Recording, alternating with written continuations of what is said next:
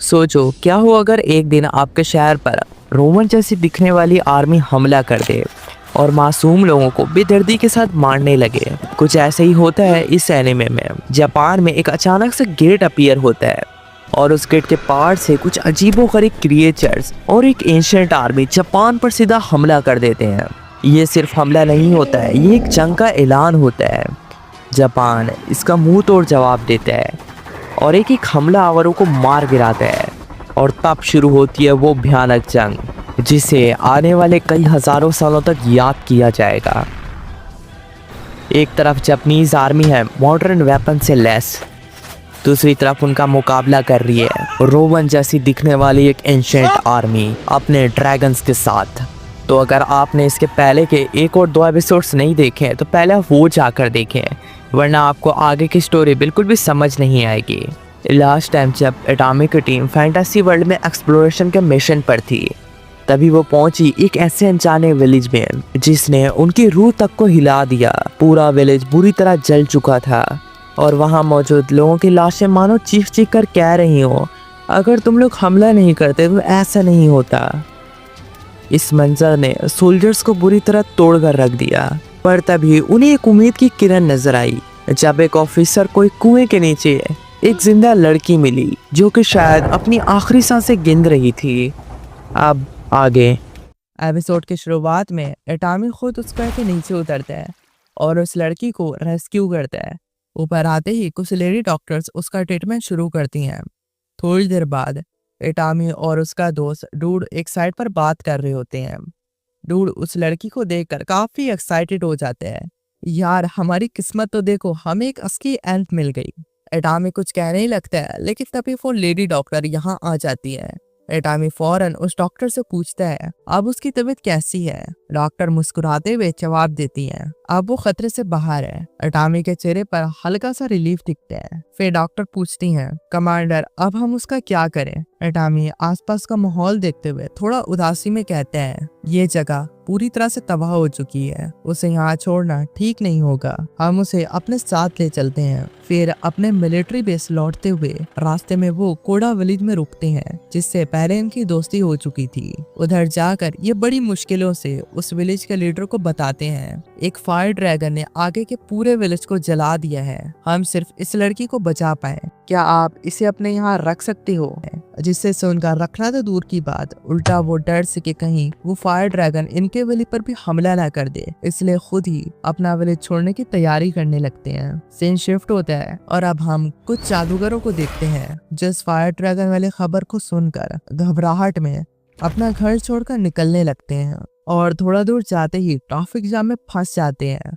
तब Japanese army यहाँ petrol करते हुए पहुंचती हैं। कुछ सोल्जर सिचुएशन को समझने के लिए आगे बढ़ते हैं तो ये देखकर जादूगर लिली हैरान हो जाती है क्योंकि जापानीज की लैंग्वेज, उनका लहजा, सब कुछ इनसे बहुत अलग होते हैं। तो क्यूरियस होकर लिली फैसला लेती है कि वो खुद जाकर इन अजीब लोगों को देखेगी। दूसरी तरफ आगे रास्ते में एक कैरेज उलट गया होता है जिससे एक घोड़ा और एक लड़की काफी इंजर्ड होते हैं। जापानीज आर्मी उस घोड़े को टोटली इग्नोर करके उस लड़की को चेक करने लगते हैं जिससे घोड़ा दर्द से चिल्लाता है और पैनिक में हिलने लगता है। तो ये देखकर जापानीज आर्मी को लगता है कि वो हमला करने वाला है, इसलिए वो उस बेचारे को शूट कर देते हैं, जिसे देखकर लिली एकदम शॉक हो जाती है, लेकिन साथ ही उनसे काफी इम्प्रेस भी कि उन्होंने उसकी जान बचा ली। दूसरी तरफ एटॉमी और उसका दोस्त बात कर रहे होते हैं। डूड कहता है कमांडर अब ये मत कहना कि हमें इन लोगों का हमेशा ख्याल रखना पड़ेगा, क्या इनका अपना कोई लॉर्ड या प्रोटेक्टर नहीं है।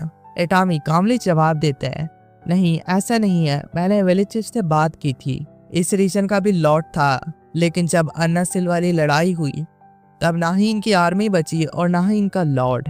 सीन शिफ्ट होता है, कुछ डाकू विलेज के पास बैठे हुए प्लानिंग कर रहे होते हैं। ये तो परफेक्ट मौका है, इनके मिलिट्री भी नहीं है तो अब हम आराम से इस विलेज पर कब्जा करके यहाँ के लॉर्ड बन सकते हैं। लेकिन तभी एक डाकू को एक एक्स आकर लगता है और वो वहीं गिर जाता है। पीछे से एक हंसी की आवाज आती है और वो आवाज फिर एक एक करके सबको चुन चुन कर मारने लगती है क्योंकि उसे इन डाकुओं के इरादे बिल्कुल पसंद नहीं आते हैं। डाकू अपनी जान की भीख मांगते हैं लेकिन इसका भी कोई असर नहीं होता और वो सबको खत्म कर देती है। फिर हमें उसके बारे में बताया जाता है। ये लड़की इस दुनिया की सबसे पावरफुल बीइंग्स में से एक है और लोग इसे गॉड ऑफ डेथ की अपोस्टल रॉरी मरकरी कहते हैं। दूसरी तरफ अभी भी गांव वाले आगे बढ़ रहे होते हैं और सबका थकान से बुरा हाल हो चुका होता है।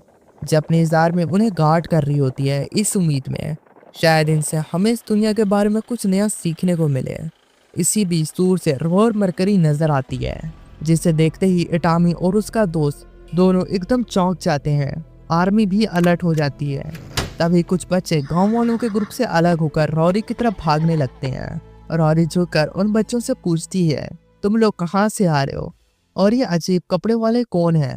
बच्चे थोड़ा सा हिचकिचाते हुए बताते हैं, हमारे विलेज पर फायर ड्रैगन अटैक करने वाला था, इसलिए हम वहां से भाग आए। यह सुनकर रॉरी फिर जापानीज की तरफ देखते हुए पूछती है, कहीं इन लोगों ने तुम्हें अगवा तो नहीं किया? ये लोग दुश्मन है क्या? एक छोटा बच्चा मुस्कुराते हुए जवाब देते हैं, नहीं नहीं, ये अच्छे लोग हैं, इन्होंने हमें उस ड्रैगन से बचाया था और जिस पर ये बैठे हुए हैं ये कार्ड भी बहुत ज्यादा कंफर्टेबल है। रोरी ने जैसे ये बात सुनी कि जापानीज आर्मी ने बिना किसी मतलब के उनकी जान बचाई तो उसका इंटरेस्ट जाग गया। उसने सोचा ये लोग इस दुनिया के लोगों जैसे नहीं है, शायद इनके साथ रहना ज्यादा थ्रिलिंग होगा। इसलिए उसने बिना कुछ कहे खुद ही इनके साथ सफर में शामिल होने का फैसला किया। थोड़ी देर बाद जब ये लोग एक बंजर इलाके से गुजर रहे होते हैं, अचानक आसमान से वो ड्रैगन इधर आकर हमला कर देते हैं, जिससे काफी लोग मारे जाते हैं। जापानीज आर्मी फौरन डिफेंस मोड में चली जाती है। फॉर्मेशन टाइट रखो, टारगेट लॉक करो। रेडियोस में कमांड्स गूंज रही होती हैं। सब उस ड्रैगन पर फायर करना शुरू कर देते हैं, लेकिन वो इतना स्ट्रांग होता है कि इसका उस पर कोई खास असर नहीं पड़ता और ड्रैगन उल्टा गुस्से से रेटेलिएट करते हैं। ये बड़ी मुश्किलों से खुद को बचाते हैं और तभी वो एल्फ जो पहले अनकॉन्शियस थी इन झटकों से उड़ जाती है और इशारा करते हुए कहती है उसकी आंख पर मारो। इटामी फौरन बात समझ जाते हैं, all units fire on the I. Dragon पहली बार पैनिक करता है और उस मोमेंट का फायदा उठाकर एक सोल्जर आरपीजी फायर करता है, लेकिन लास्ट मोमेंट पर आरपीजी का एम थोड़ा सा हिल जाता है और मिसाइल अपना टारगेट मिस करने लगता है। तो ये देखकर रॉरी आगे बढ़ती है। वो अपना एक्स पूरी स्टैंड से ड्रैगन की डायरेक्शन में फेंकती है।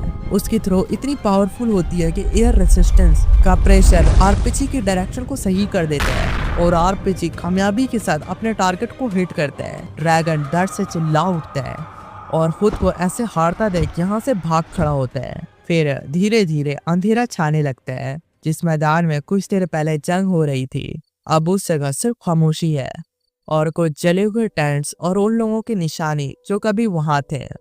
जापानीज आर्मी उस रात उन शहीदों का रिस्पेक्टफुली फ्यूनरल करती है। उसके बाद विलेज चीफ यहाँ से जाने से पहले बोलते हैं, माफ करना, शायद मैं सिर्फ अपने बारे में सोच रहा हूँ, लेकिन जिनकी फैमिली इस जंग में चल बसी है और जिनके पास अब कोई भी नहीं है उनका हम ध्यान नहीं रख सकते। और ये कहकर सारे गांव वाले इन सर्वाइवर्स को अकेला छोड़कर चले जाते हैं। तब जापानीज आर्मी इन्हें अपने साथ रेफ्यूजी कैंप ले जाने का फैसला करती है। फिर हम टोगा के पास के एक फ्लैशबैक को देखते हैं। टोगा के फादर तेजी से भागकर अपने घर की तरफ जा रहे होते हैं, जैसे उन्होंने भूत देख लिया हो। वो अंदर जाते ही अपनी बेटी को उठाते हैं और घबराई हुई आवाज में कहते हैं, टुका भागो। तभी एक फायर ड्रैगन शहर पर हमला कर देता है और सब कुछ जलाने लगता है। टुका के फादर उसे बचाने के लिए एक पुराने कुएं में फेंक देते हैं और टुका गिरते हुए अपने फादर के पीछे उसी ड्रैगन को देखती है और चोट से बेहोश हो जाती है। थोड़ी देर बाद वो घबराकर जापानीज मिलिट्री के हेडक्वार्टर में उठती है और चीज़ों को समझने की कोशिश करने लगती है। दूसरी तरफ एक सीनियर ऑफिसर इटामी पर गुस्सा कर रहा होता है क्योंकि उसने बिना इजाजत कई रेफ्यूजीज को लाया होता है। तो ये देखकर एक और ऑफिसर डायरेक्ट जनरल के ऑफिस में पहुंचते हैं। सर, लेफ्टिनेंट इटामी की रिपोर्ट आपके रिव्यू के लिए रेडी है। जनरल कहते हैं, ओके, तो क्या हमने कुछ नया सीखा? ऑफिसर, सर, लैंग्वेज बैरियर की वजह से कई चैलेंजेस आए, लेकिन अच्छी बात यह है कि हम उनसे दोस्ती करने में कामयाब हुए, जिससे हमें पता चला यहाँ के ज्यादातर लोग इंसान जैसे दिखते हैं, फार्मिंग करते हैं और हर विलेज या सिटी में एक लीडर या चीफ होता है। जनरल थोड़ा इंटरेस्टेड होकर पूछते हैं, ओके, तो फिर क्या हमें उनके पॉलिटिकल सिस्टम के बारे में कुछ पता चला? ऑफिसर कहते हैं, अभी तक नहीं सर, लेकिन मेरे पास एक सलूशन है। अगर हम कुछ इम्पोर्टेंट लीडर्स को इनवाइट करें तो उनसे इंफॉर्मेशन मिल सकती है। जनरल थोड़े फिक्रमंद होकर कहते हैं, कम्युनिकेशन प्रॉब्लम को नज़र में रखते हुए ये आइडिया रिस्की है। हम नहीं चाहेंगे कि वो लोग बाकी लोगों से जाकर कहें कि उन्हें किडनैप किया गया था। ऑफिसर फिर काउंटर करता है, सर एटॉमिक की टीम ऑलरेडी कई रेफ्यूजीज को ला चुकी है। हम उनसे बात करके बिना किसी नए रिस्क के इंफॉर्मेशन ले सकते हैं। ये सुनकर जनरल खुश हो जाते हैं और इसी के साथ एटॉमिक को उन रेफ्यूजीज को यहाँ अपने साथ रहने देने की परमिशन मिल जाती है और साथ ही एक ऑर्डर भी। तो ऑफिसर एटॉमी, तुम्हें आपसे उन्हें ऑब्जर्व करना होगा और उनकी ज़रूरतें पूरी करनी होंगी। एटॉमी और पूरी जापानीज आर्मी ऐसा ही करते हैं। वो उनका ख्याल रखकर जल्दी ही उनका दिल जीतने लगते हैं और काफ़ी सारी इन्फॉर्मेशन जानने में और उनके लैंग्वेज को सीखने में कामयाब हो जाते हैं। दूसरी तरफ असली दुनिया में हम चाइना के प्रेसिडेंट को देखते हैं। वो जापान से दूसरी दुनिया का कंट्रोल लेने का प्लान बना रहे होते हैं ताकि उस जगह को कोलोनाइज करके वहाँ के रिसोर्सेज को लूट कर चाइना को और भी पावरफुल बना सके। फिर सीन जापान में शिफ्ट होता है। जापान के अपने news channels world super powers के दबाव में आकर अपने प्राइम मिनिस्टर और मिलिट्री के खिलाफ बोलना शुरू कर देते हैं। इस बाइस कवरेज का असल मकसद ये होता है आम पब्लिक को ये दिखाया जाए कि जापानीज आर्मी दूसरी दुनिया पर जुल्म कर रही है, जिससे प्रोटेस्ट और सिविल वॉर का माहौल क्रिएट किया जा सके। और जब पब्लिक जापान के खिलाफ खड़ी हो जाए तो वर्ल्ड सुपर पावर्स इस मौके का फायदा उठाकर गेट का कंट्रोल जापान से ले लें। ये सब देखकर जापान के प्रेसिडेंट काफ़ी परेशान हो जाते हैं। वो हर तरफ से घिरा हुआ महसूस करते हैं और जैसे तैसे करके सिचुएशन को संभालने की कोशिश कर रहे होते हैं। नेक्स्ट सीन में फैंटेसी वर्ल्ड में प्रिंसेस पीना को पता चलता है कि एलबी एम्पायर के राजा दुरान, जिन्होंने अनासिल की जंग लड़ी थी, वो अभी भी जिंदा हैं। इसलिए प्रिंसेस खुद उनसे मिलने चाहती हैं और दुरान के सामने बैठकर डायरेक्ट उनसे पूछती हैं, आपने अनासिल की लड़ाई देखी थी, तो मुझे बताइए दुश्मन की असली ताकत और उनकी कमजोरी क्या है। जिस पर दुरान थोड़े जज्बाती होकर कहते हैं, क्या तुम्हें सच में नहीं पता अनलस पर क्या हुआ? इंपीरियल आर्मी पहले ही हार चुकी थी। एम्पायर को इसका पता था, फिर भी उन्होंने जानबूझकर अलीट नेशंस की आर्मी को भेजा, क्योंकि शायद उन्हें लगा कि अलीट नेशन की आर्मी एम्पायर के लिए फ्यूचर में ख़तरा बन सकती है। इसलिए उन्होंने दुश्मन का इस्तेमाल करके हमें ख़त्म कर दिया। ये सुनकर प्रिंसेस पीना उसे सॉफ्ट टोन में मैनिपुलेट करने की कोशिश करती हैं, लेकिन दुरान उस पर ट्रस्ट नहीं करते हैं। वो बस इतना कहते हैं, अगर तुम्हें असली सच जानना ही है तो अपने आप अनासिल जाओ। और उसके बाद वो कुछ भी बताने से इनकार कर देते हैं। प्रिंसेस बाहर निकलती हैं, अपने कमांडर्स के पास जाकर ऑर्डर देती हैं, हम अब अनासिल जाएंगे।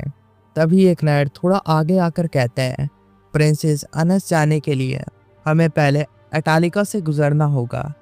दूसरी तरफ जापानीज मिलिट्री बेस पर सारे रेफ्यूजीज काफ़ी इंजॉय कर रहे होते हैं, सवाए टुका के, क्योंकि टुका को अंदाज़ा हो चुका होता है कि ये दुनिया ऊपर से जितनी सेफ लगती है, अंदर से उतनी ही जालिमों से भरी हुई है। उसके दिल में एक खौफ सा होता है, अभी जो ये हमारा इतना ख्याल रख रहे हैं, इसके बदले में हमें शायद अपने आप ही को इन सिपाहियों को सौंपना पड़े। इसलिए वो काफ़ी परेशान होती है कि तभी यहाँ पर वो जादूगर लड़की लिली आती है, जिसको जापानीज ने बचाया होता है, और वो आकर कहती है, चलो मेरे साथ, मैं तुम्हें कुछ दिखाना चाहती हूँ। फिर वो इन्हें उस बैटलफील्ड में ले जाती है जहाँ कभी जापानीज आर्मी और एम्पायर के बीच में भयानक जंग हुई थी। आज भी वहाँ कई ड्रैगन्स की डेड बॉडीज पड़ी होती हैं। लिली उनकी तरफ इशारा करते हुए कहती है, हम इन सारे ड्रैगन्स के स्कल्स ले सकते हैं। टुका थोड़ा हैरान होकर पूछती है, पर ये तो काफ़ी महंगे बिकते हैं। लिली जवाब देती है, जापानीज को इनमें कोई भी इंटरेस्ट नहीं है।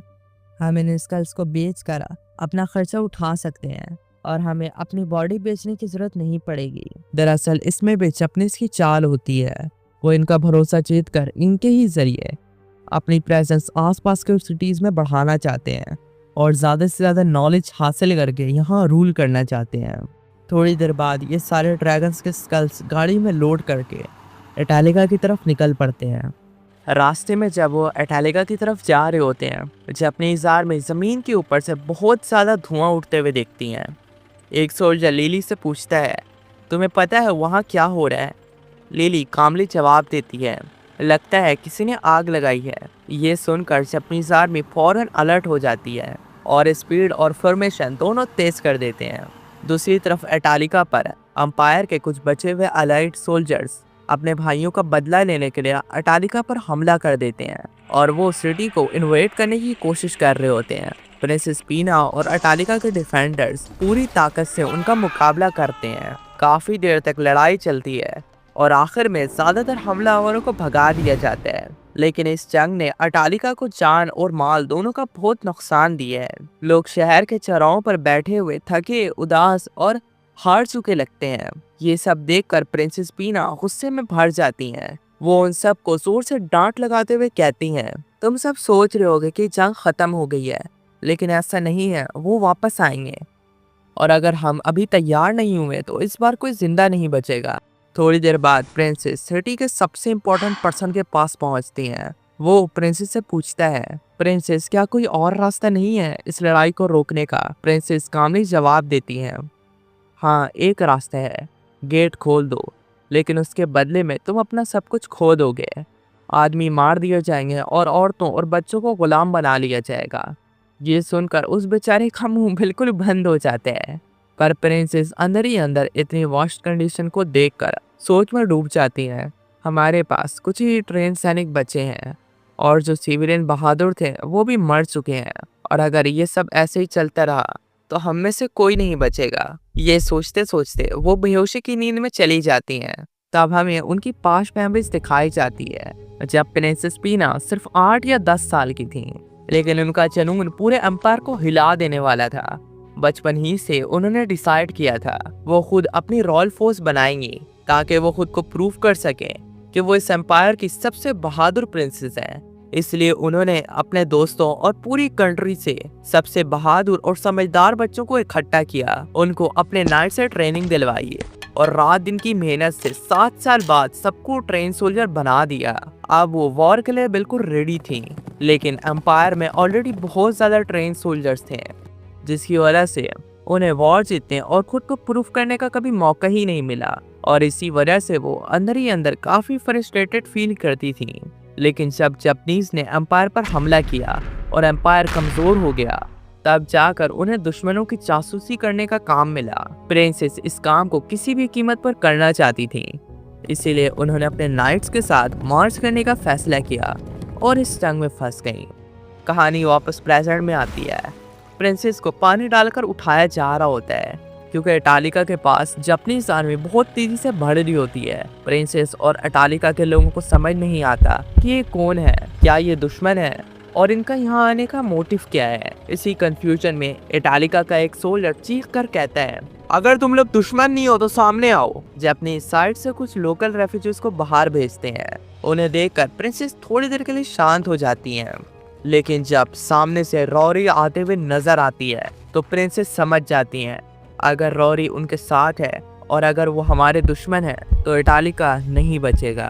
प्रिंसेस के पास एक मौका होता है यहाँ से भाग जाने का, लेकिन जब वो लोगों को देखती हैं तो वो ऐसा नहीं कर पाती और सोचती हैं फिलहाल कोई प्रूफ नहीं है कि वो हमारे दुश्मन है और अगर वो दुश्मन नहीं है तो हमें उन्हें अपने साथ मिला लेना चाहिए। ये सोचकर थोड़ा घबराहट के साथ गेट खोलकर सबका वेलकम करती हैं, लेकिन गेट सीधा जाकर एटामी के मुंह पर लगता है और वो वहीं बेहोश हो जाता है।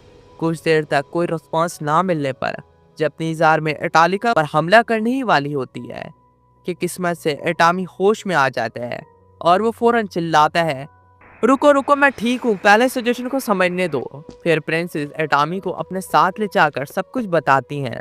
अनस की वॉर के बाद एटालिका के सोल्जर्स और लीडर्स मारे गए, जिसका रिजल्ट ये सिटी कमजोर हो गया और अब दुश्मन इसका फायदा उठाकर हमला कर रहे हैं।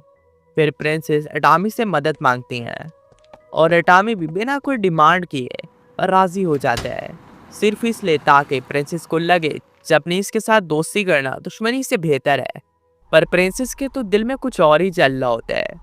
उन्हें अच्छे से पता होता है कि जापानीज बहुत ज़्यादा खतरनाक हैं, इसलिए प्रिंसेस एक चालाकी भरा प्लान बनाती हैं। वो जापानीज आर्मी को सिटी के सबसे कमज़ोर गेट साउथ गेट को संभालने का ऑर्डर देती हैं, जो बिल्कुल सुसाइड मिशन जैसा होता है। लेकिन प्रिंसेस का प्लान उन पर ही उल्टा पड़ जाता है। उन्हें लगा था दुश्मन साउथ गेट पर अटैक करेंगे, लेकिन दुश्मन सीधा सिटी के सबसे स्ट्रॉन्ग गेट पर हमला करते हैं और देखते ही देखते सिटी के अंदर घुस जाते हैं और लोगों को उकसा कर सेसों से बाहर निकाल कर मारना शुरू कर देते हैं। दूसरी तरफ एटामी सोचता है, अब क्या करोगी प्रिंसेस। प्रिंसेस अपने शहर को अपनी आंखों के सामने बर्बाद होता देखती हैं और सोचती हैं, अगर मैं अब बुलाऊं भी तो शायद वो नहीं आएंगे। और इसी इमोशनल और इंटेंस मूवमेंट पर यह एपिसोड ख़त्म हो जाता है। इस सवाल के साथ, क्या इटालिका बर्बाद हो जाएगा या जापानीज आर्मी वक्त पर मदद करेगी, ये तो आपको पता चलेगा अगले एपिसोड में। तब तक के लिए चैनल को सब्सक्राइब करके अगली वीडियो को इंतज़ार करें।